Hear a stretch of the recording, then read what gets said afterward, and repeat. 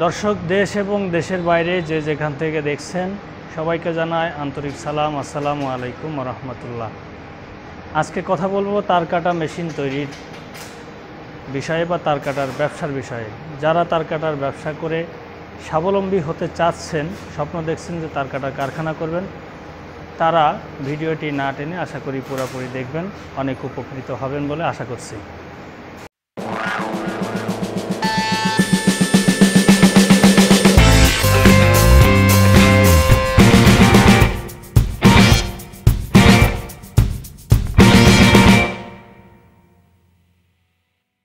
Maximum মানুষের প্রশ্ন থাকে যে কয়টি মেশিন দিয়ে শুরু করবে বা একটি মেশিন দিয়ে কারখানা শুরু করা যাবে কিনা। অনেকেই মনে করেন যে তার কাটা তৈরির ব্যবসা, তার কাটাটা সারা দেশে প্রচুর চলে এরকম মনে করে, হিসাব করে যে আমার পাশের দোকানে পাওয়া যাচ্ছে, অমুক দোকানে তমুক দোকানে এই তার কাটা পাওয়া যাচ্ছে এবং এই তার কাটাটা কখনো নষ্ট হয় না, অতএব আমি একটি মেশিন দিয়ে কারখানা শুরু করি, আস্তে আস্তে মেশিন বাড়াবো। এখন কথা হলো এই একটি মেশিন দিয়ে কারখানা করা যায় কিনা এবং করলে কি সমস্যা, সম্ভাবনা, এইগুলো আজকে ডিটেলস আলোচনা করতে চাই। এক্ষেত্রে বলে রাখা ভালো যে আপনি যদি একটি মেশিন দিয়ে তার কাটা তৈরি করেন তো সেক্ষেত্রে যে পরিমাণ প্রোডাকশন হবে তাতে হয়তোবা আপনার পোষাবে না। অনেকে প্রশ্ন করে থাকেন যে তার কাটা তৈরি করতে গেলে এক মেশিন দিয়ে কয় সাইজের তার কাটা তৈরি করা যাবে। সাপোজ আপনি 2 ইঞ্চি পর্যন্ত হবে এরকম একটি মেশিন নিলেন, তাতে 1/2 ইঞ্চি, 1 ইঞ্চি, 1.5 ইঞ্চি, 2 ইঞ্চি এই কয়েকটা সাইজ আপনি তৈরি করতে পারবেন। যদি 2 ইঞ্চি পর্যন্ত তৈরি করেন হয়তো বা 300 বা 350 কেজি তার কাটা সারাদিনে তৈরি হবে। আর যদি 2.5 ইঞ্চি 1.5 ইঞ্চি করেন তাহলে আরও কম হবে, 1 ইঞ্চি করলে আরও কম হবে, 1/2 ইঞ্চি করলে আরও কম হবে। যদি 3 ইঞ্চি তার কাটা তৈরি করতে চান তাহলে 2, 2.5, 3 বা 1.5, 2, 2.5, 3 এই কয়েকটা সাইজ আপনি তৈরি করলেন। যদি 3 ইঞ্চি করেন তাহলে হয়তো 500 কেজি হবে, এর চেয়ে 2.5 ইঞ্চি যদি করেন তাহলে 450 কেজি, এরকম কমবে। এখন একটা মেশিন দিয়ে আপনি এই পরিমাণ প্রোডাকশন হয়ে যদি আপনার চলে তাহলে কারখানা শুরু করা যাবে। এবং সবচেয়ে বড় কষ্টের কাজ হলো একটা মেশিনে বারবার ডাইস চেঞ্জ করা। এটা করা যায় কিন্তু ডাইস চেঞ্জ করাটা খুবই ঝামেলাপূর্ণ কাজ, যে কারণে কোনো কারখানা এরকম ডাইস চেঞ্জ করে করে কাজ করে না, একটি মেশিন দিয়ে একটা সাইজই তৈরি করে।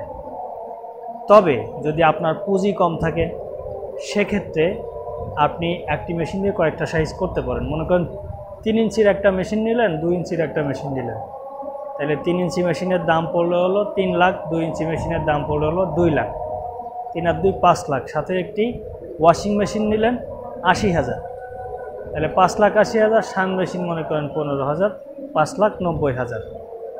এটা দিয়ে আপনি 2 ইঞ্চি, 2.5 ইঞ্চি, 3 ইঞ্চি এক মেশিন দিয়ে করলেন আর নিচেরগুলো 2 ইঞ্চি মেশিন দিয়ে করলেন। এক্ষেত্রে আপনি যখন নতুন মানুষ হবেন এই মেশিনটা চালাতে পারবেন না, আপনাকে শিখাই দেওয়া হলেও আপনি পরক্ষণে ভুলে যাবেন। অন্তত কিছুদিনের জন্য হলেও একজন মিস্ত্রি নিতে হবে, যারা এই তার কাটার মেশিন চালাইছে অনেক দিন ধরে, চালানোর পর তারা অভিজ্ঞতা সম্পন্ন একজন মিস্ত্রি আপনাকে নিতে হবে। যদি মিস্ত্রি না নেন, মনে করেন আমি আমার এখান থেকে একটা মেশিন দিয়ে এই মেশিনটা আপনাকে প্রশিক্ষণ দিয়ে দিলাম, কিভাবে কাজ করতে হয় এটা আমরা প্রথমে করলাম, তারপরে আপনাকে দিয়ে দিলাম, আপনি নিয়ে যেয়ে যখন কাজ করবেন পরে কোয়ালিটি খারাপ হয়ে যাবে, আপনার মনে থাকবে না কি শেখাচ্ছিলাম, এটা মনে থাকবে না, এটাই স্বাভাবিক ব্যাপার। যদি এমন হয় এক্ষেত্রে উপায় হলো বারবার আমাকে নক করাচ্ছে, একটা মিস্ত্রি নিয়ে যাবেন, সেটা 15 দিনের জন্য রাখতে পারেন, 1 মাসের জন্য রাখতে পারেন, 6 মাসের জন্য রাখতে পারেন বা স্থায়ীভাবে নিয়োগ দিতে পারেন। এক্ষেত্রে হবে কি আপনার মেশিনটা নষ্ট হবে না।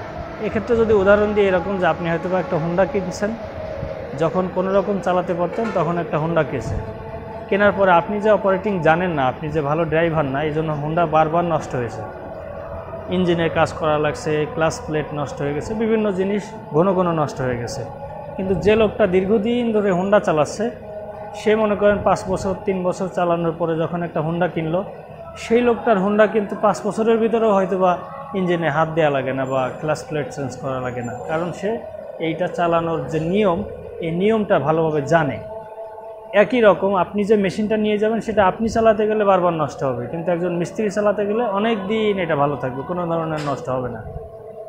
আর কোন মেশিনে কীরকম ক্যাপাসিটি হয় এই বিষয়টাও অনেকেই প্রশ্ন করেন, যেমন China machine, Indian machine, Bangla machine.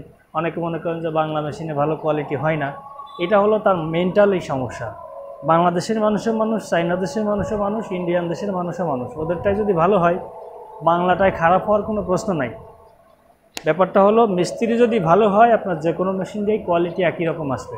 কারণ বাংলা মেশিনে ডাইস চায়না, কাটার চায়না, শ্রেণী চায়না, এই জাতীয় যা কিছু আছে সবই চায়না, শুধু বডিটা বাংলা। চায়না মেশিনে সবই বাংলা, সবই চায়না। ইন্ডিয়ান মেশিনে বডি ইন্ডিয়ান আর সবই চায়না। সো এটা ভাবার কোনো কারণ নাই যে চায়নাটাই ভালো হয়, বাংলাটাই খারাপ হয়। সব মেশিনে একই রকম কোয়ালিটি হবে। বাংলা মেশিন দিয়েই চায়না মেশিনের মতো কোয়ালিটি করা যাবে। এটা মিস্ত্রিটা একটু অভিজ্ঞ হলেই চলে।